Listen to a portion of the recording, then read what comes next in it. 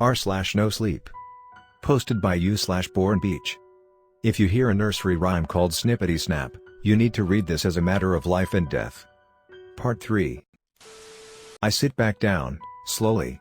Hearing Becca speak, the concept of Snippity Snap being a vengeful spirit is a plausible theory, and one that I make certain to write down in full. Still, it leaves a lingering, uncomfortable question. What did you offer it? She looks up at me then, her eyes in mine, and I see a worry in her expression. What? She says. You said it knew it wanted an offering. Someone to suffer like it had. Oh, Becca looks away. I offered it the only thing that I could. She closes her eyes, takes a deep breath and then brings a hand to her mouth to stifle a sob. I offered it Heather.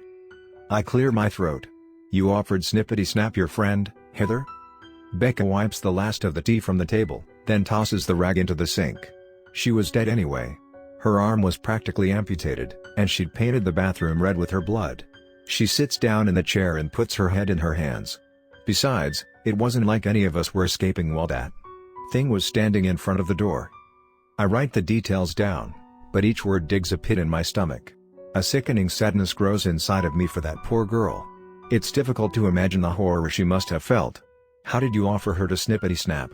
I ask quietly. Was there a ritual involved? Becca's eyes appear from her hands, and her cheeks are wet with tears.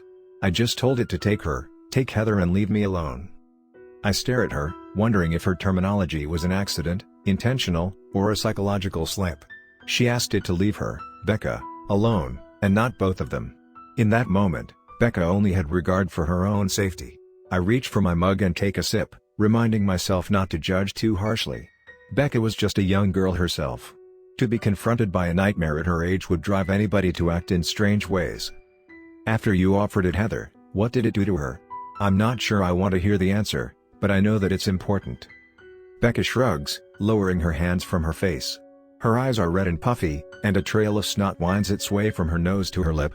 She lifts a hand into the air, and raises 2 fingers. She makes a cutting motion. Snip, she says. Snip? The monster took Heather's head off. She wipes her leaky nose onto her sweater sleeve. It was over so quick, thankfully, but there was so much blood. Both of us, Fran and I, were drenched in it. She smiles, but it's a broken and twisted sort of smile.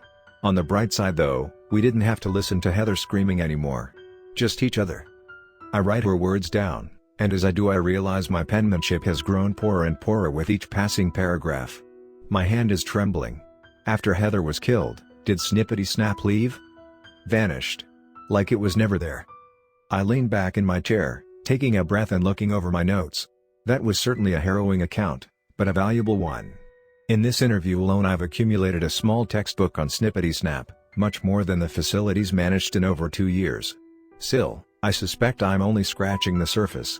I heard about that story, you know, I say at length. It was the birth of the Elk Torch slasher. The police believed a brutal killer was on the loose. Yeah. They threw my dad in prison for 3 months because they were convinced it had to have been him. Who else was at the house, right? It's not like we have serial killers in Sleepy Elk Torch. He was exonerated though, I say. After 2 more murders occurred. Becca's quiet. She glances back down the hallway and swallows. Yeah. After 2 other people were killed, the police finally realized my dad was innocent. They decided there was a serial killer on the loose after all. Pieces begin to connect in my mind, and I'm not certain I like the look of the puzzle. The people who were killed, I say darkly. Did that have something to do with you? No shit, she says, rolling her eyes. Of course it did. My dad was in prison for murdering a little girl, and I knew the only way he was getting out of there, and the only way I'd ever see him again was if Snippity Snap killed again. The presence of identical massacres made them acknowledge your father's innocence. Bingo, she says with false cheer. Outside, the sun's nearly set. Its last rays cast shadows across the room, filtering in through the narrow openings in the blinds. The way they play across Becca's face, it's difficult to discern her expression. Is there a sadness there? Or an indifference? You traded people's lives for your father's freedom. They didn't die peaceful deaths, you know. Are you fucking kidding me? She slams a hand on the table, shooting up out of her chair. You really think I don't know just how horrible each and every one of their deaths were? You don't think that shit keeps me up at night, hating myself and wishing I had the courage to just let Snippity Snap take me instead? Take you instead? I say quietly. I speak my next words with a measured calmness, though my heart's beginning to race in my chest. Did you make some kind of deal with that creature? She glares at me, one side of her face draped in shadow, the other bathed in shrinking sunlight. We sit in a tense silence, and the corners of her mouth twitch with unsaid words, but she keeps her lips pressed together. I ask again, this time more forcefully. Becca, did you make a deal with Snippity Snap? I did what I had to do. What does that mean? She closes her eyes, runs both hands through her dark hair, and groans. She doesn't want to speak. She doesn't want to tell me this next part, but then her mouth opens, her voice cracks, and it all spills out. I summoned it. When I mutilated my finger. When I said the rhyme and brought it through the veil and into our world. I created it, and it wanted me. Never Heather. Always me. My pen scratches at my clipboard, my eyes straining in the waning light, and I'm beginning to believe Becca Galden isn't the girl I thought she was. There's a cunning to her I didn't account for. I assumed she was like so many other children who'd encountered entities or spirits. Enamored. Perhaps believing themselves special for having had the experience. Pulled into their orbit like a macabre cultist. Becca wasn't manipulated though. She wasn't pulled into any ideological orbit. She chose to commit the murders. She chose to massacre innocent people, multiple times, all to save herself. Would you mind if we turned on a light? I ask. It's getting difficult to write. Sure, she says, walking over to the wall and flicking a switch. A dim light flickers on the ceiling fan above us. Better? Much. She settles herself back into her chair, and I'm beginning to think I should be leaving about now, but I still have one question I need to ask. One of incredible importance. How does it work, then? Your deal? She pays me a joyless smile. I give it life. Blood. Pain. And in exchange, it lets me live a little longer. Why does it want you though?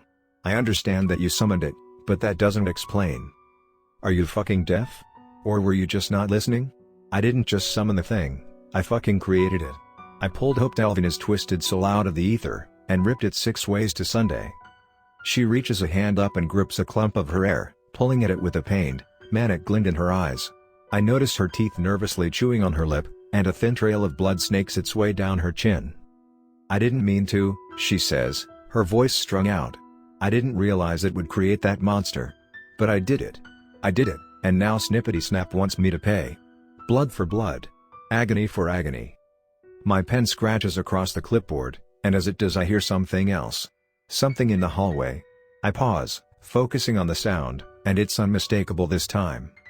It's scissors. Opening and closing. Snip. Snap. Snip. Snap. My heart thunders in my chest. A primal part of me screams that it's time to leave, that it was time to leave 10 minutes ago, but my curiosity got the better of me. I clear my throat, pocketing my pen and rising from the table. I think that should do for now. I'll take this information and do some research at my hotel, and hopefully tomorrow I'll have a solution worked out for freeing you from this situation. I say the words quicker than I should. I let my unease slip into my voice, and I hope she doesn't notice. I'm not finished telling you my story though, Becca says, and this time the tears are gone. Her expression is cold. Calculated. She stands up from the table and there's a hunger in her eyes. Stay a while longer. We're just getting to the good part. I lower a hand to my side, where my service weapon is holstered within my jacket. I think the good part can wait until tomorrow. I give her a curt nod and a false smile, and turn around to leave. As I do, something presses against my throat, and I freeze. Ryan Halflow is towering in front of me, a pair of scissors in his hand. He's holding the cold steel flush against my neck. Don't move, he says. And I won't kill you. There's the squeal of a chair sliding on linoleum, and a moment later Becca strides in front of me, just behind Ryan. I honestly didn't expect it to be this simple, but it was. She laughs. You actually walked right in here after hearing Ryan's sob story, and now I've got a perfect offering that nobody is going to be looking for or talking about. My employer knows precisely where I am, I warn her. We're GPS tracked at all times. Sure you are, she says in a sing-song voice. But the facility isn't going to risk revealing itself to the public in the name of avenging some stupid intern. In the meantime though, you'll keep Snippity Snap satisfied for another few months. She smirks, her tongue sliding across her teeth. Think of it this way, your death will save another life. Isn't that what you wanted? to help people suffering from these mean old legends? Listen, I say, and with each word I can feel my Adam's apple dig against the scissor blade. I can help you. I wasn't kidding about that. I have enormous resources, more than you can possibly know, and I know all about your resources. Becca snaps, grabbing me by my hair and pulling my throat against the edge of the shears. I feel a thin trail of warmth trickle down my neck. All you've managed to do at that facility is fuck things up. You think I'm going to risk pissing Snippity Snap off, just on the off chance some fresh out of orientation dimwit can solve a nightmare I've suffered with for a decade?